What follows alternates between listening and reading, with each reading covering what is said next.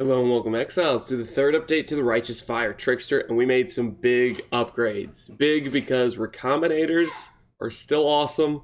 I love them. They can screw you over sometimes, but other times they cut you straight through to one of the best scepters in the league.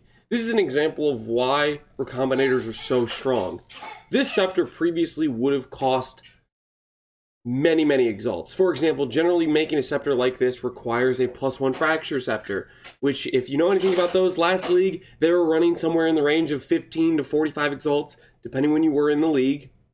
And then crafting on top of that to hit this level of scepter, you're still going to spend another 20, 40 something exalts. This scepter represents a few X, maybe 5X or 5 to 10X range of just gambling some Recombinators with some +1 all scepters, +1 fire scepters, a couple scepters with % fire damage, a couple scepters with dot multi.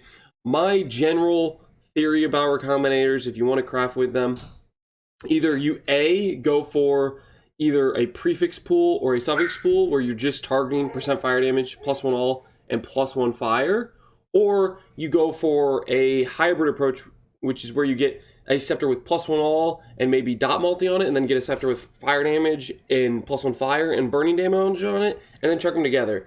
For a lot of my items, this was my approach. For like my shield, I would just buy 2 decent shields on the shield market, which was pretty cheap, to get a shield that had life and maybe some spell suppress.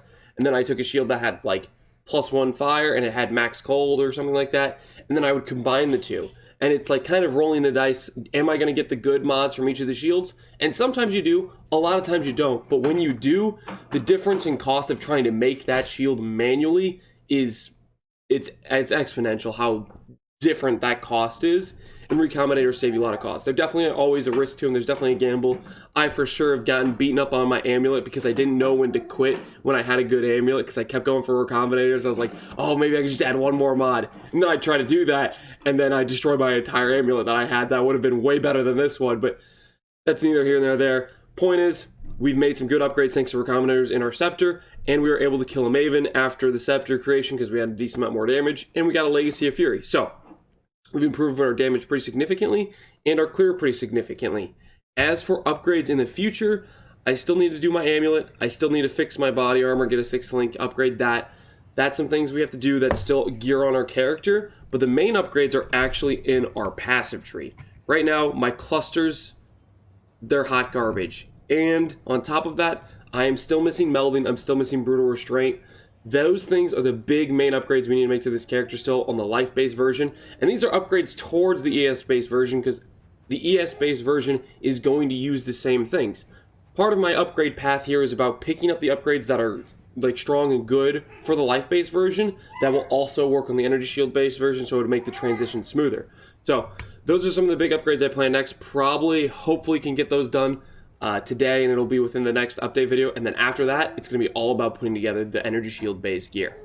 So to start things off, I got a rare Mino with the Zoomy mod, and we're going to go ahead and...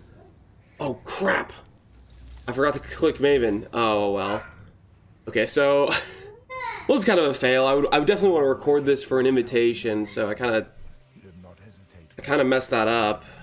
Oh well. Anyways, I'll just show you this Mino to give you a good idea of where the clear is at and where our single target is at. I don't think this Minotaur has any tank mods. He has burning ground, attack and cast speed. I have less accuracy. So it looks like this Minotaur it's kind of like a normal Minotaur in terms of tank mods, so it'll give you a good idea of where my single target is. Now, Harvest is definitely worth doing, but I really don't want to waste your guys' time with me reading the Harvest mods and yada yada yada. Because I think Harvest is really boring content. I do it solely because it is the access to power, it's the access to currency. I'm stupid if I don't run it, and even then I still avoid it half the time because I just don't like running it.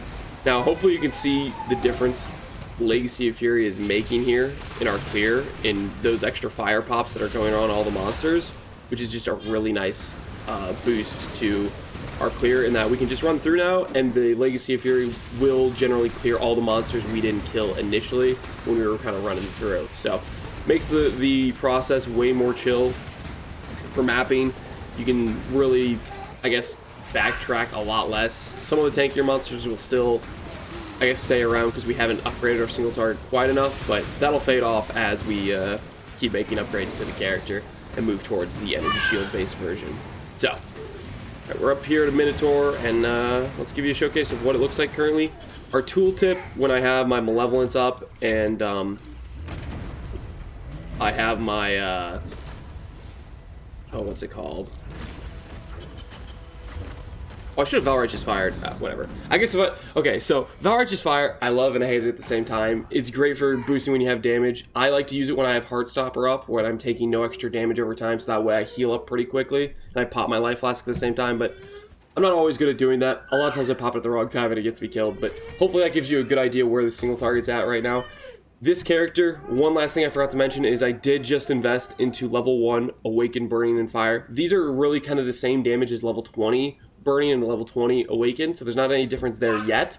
But the idea is we invest into it now, we play a lot of mapping, getting experience, and by the time these things hit level 5, each of these gems will add a level to our Fire Trap, which is a big single target boost. So I'm pretty pumped about getting some XP and farming out this gear. Hopefully, next video will be the last update on the life base, and from there on out, we are going to be talking about energy shield based and the switch, which I am, I'm pumped for because I think it's gonna feel so good in comparison to this. The defenses are gonna go through the roof, and our single target's actually gonna take really big upgrades as well. So, anyways, as always, thanks for watching, Exiles. Take care.